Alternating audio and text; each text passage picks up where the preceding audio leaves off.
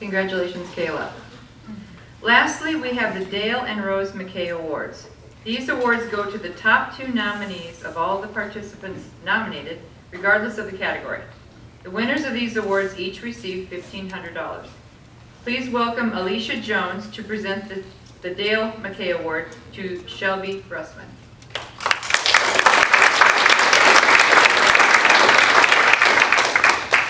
Alicia works with Rapid Rehousing.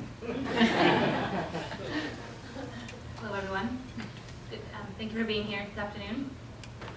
So, as she said, I nominated Shelby Russman, and I first met Shelby at our emergency bed program in Des Moines.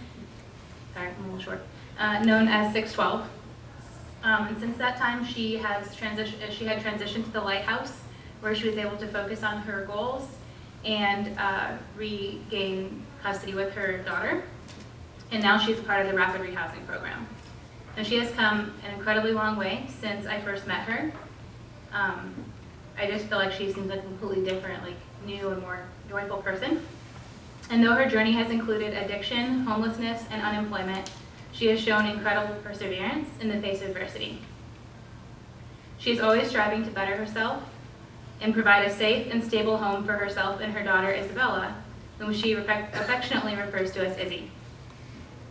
Even though she has achieved so much in just over a year, she does not plan to settle in and remain comfortable, but she continues to pursue her dreams, one goal after another.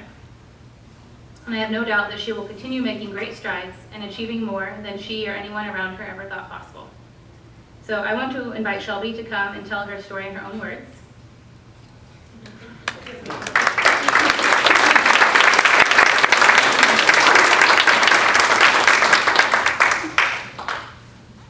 It is an honor to present Shelby with the Dale McKay Award. Sorry, guys. Thanks for coming out tonight to celebrate the wonderful achievements of a lot of great people here. Sorry, a little emotional. My story starts in college. I'm from a small town, Guthrie Center. It's about 1,500 people, so way different from the city. So going from a small town to a big city was a huge culture shock for me. It was the first taste of real freedom and living on my own.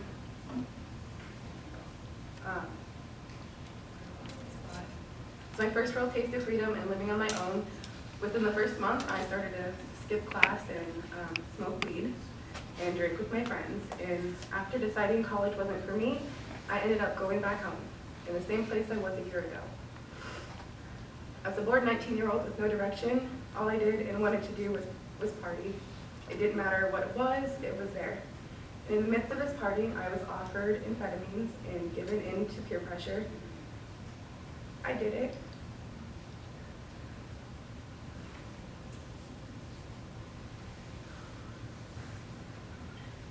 My life changed.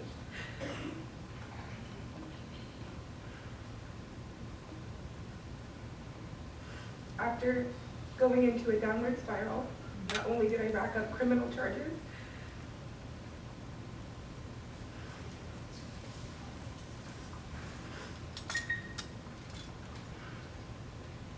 I'm sorry, one moment.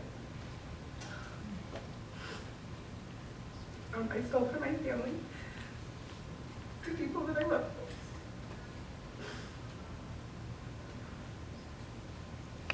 Because of addiction. It wasn't until I became pregnant with my daughter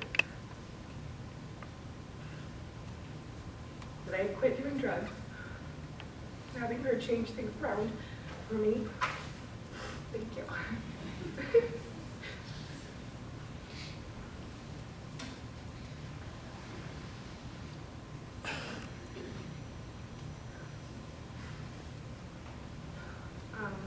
Her father ended up leaving me when she was 2 months old, so I turned to my old ways of doing drugs to cope with the loss of her father.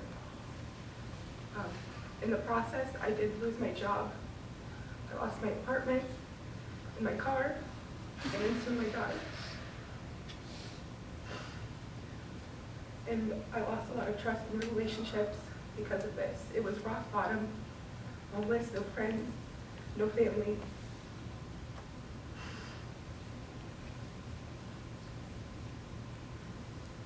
No one to hug you and tell you it's going to be okay.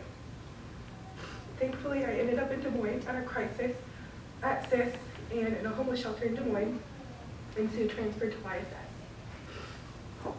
The only way to go from there was up.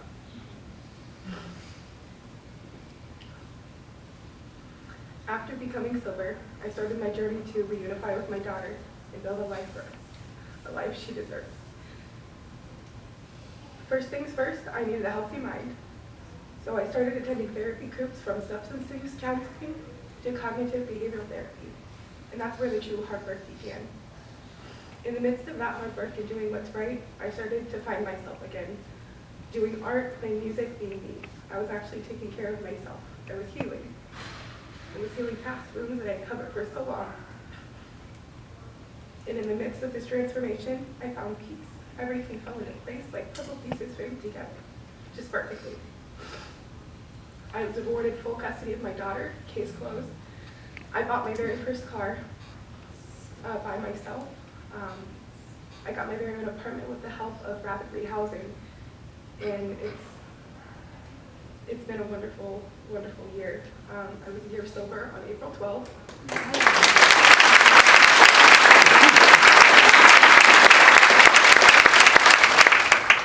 And that was all just this year. I can't wait to see where the next few years take me.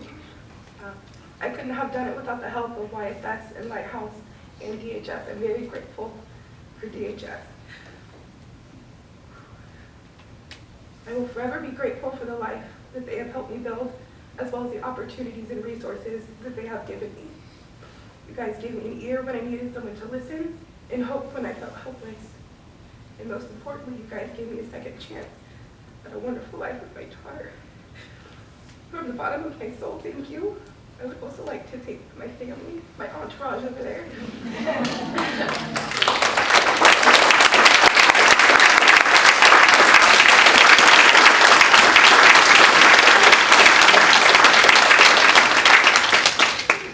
Congratulations, Shelby, a lot. I mean, never apologize for being emotional. Lastly, please welcome Hannah Van Schaik back to the podium to present the Rose McKay Award to Caitlin Musgrove.